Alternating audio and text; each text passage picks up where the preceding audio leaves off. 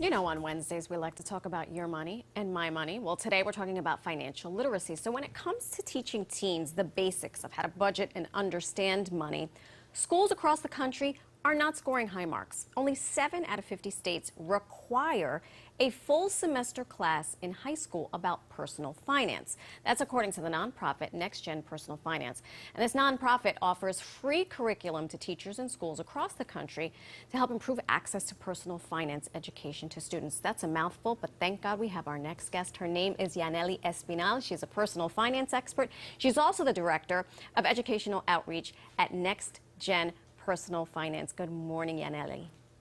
Hello, Marysol. So nice to meet you. It's so nice to meet you as well, and I know you're going to help us understand all of this, but I want to first start with something that we talk about a lot on this broadcast, which is teaching our young ones about finance.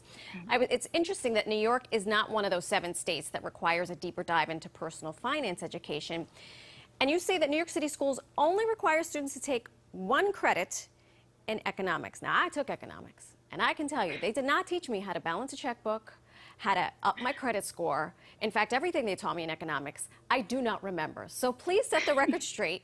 What is the difference between an economics class and a personal finance course?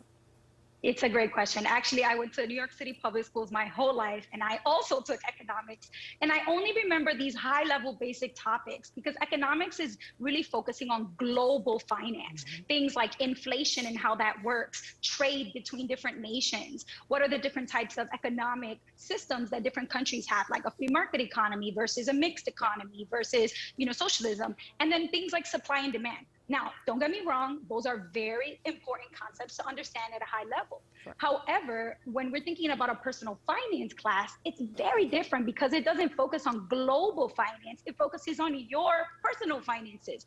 Things like how to use money apps, things like how to budget, how to save money, what are some saving strategies you can use, what is a credit score, and how do you set yourself up to have a good credit score, thinking about paying for college. This is a big decision, one of the biggest in their lives that they're making right now as teenagers, and we have to teach these things. So I think when we confuse economics and personal finance, we make it sound like it's the same thing, but they're very, very different, and personal finance is so important in public schools in New York City, specifically because so many of the kids that attend public schools come from low-income families. So talk to me about that, because I know right now there is a push to make personal finance courses required here in the city and across the state.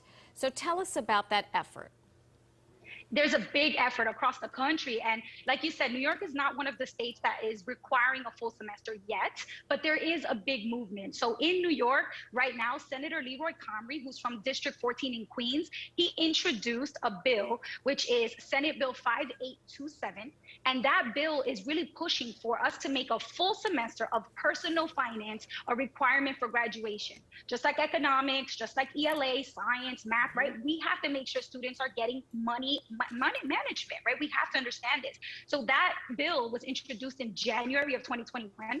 And right now, we as New Yorkers, we have to really rally and say, okay, what are we going to do to make sure that this bill doesn't just die a silent death in the process of becoming law? We have to advocate for this, find out who our city council members are, local politicians and legislators, and say, what are we doing to move forward and push along Bill 5827 so it can actually be signed by the governor and become a law?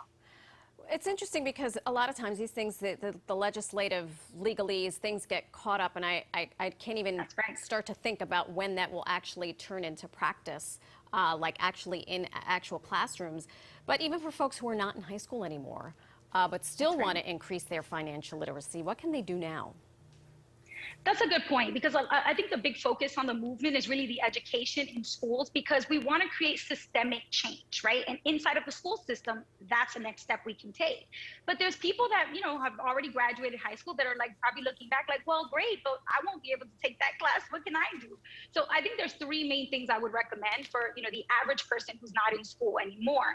One is there are resources to help you right now through the pandemic, and especially some of the financial challenges raised by the pandemic. And And those are on, you can actually just search the web for New York Financial Survival Toolkit. That was a website created by the New York State Comptroller, Comptroller DiNapoli. He put together a coalition of people focusing on how do we create resources to support people with financial literacy.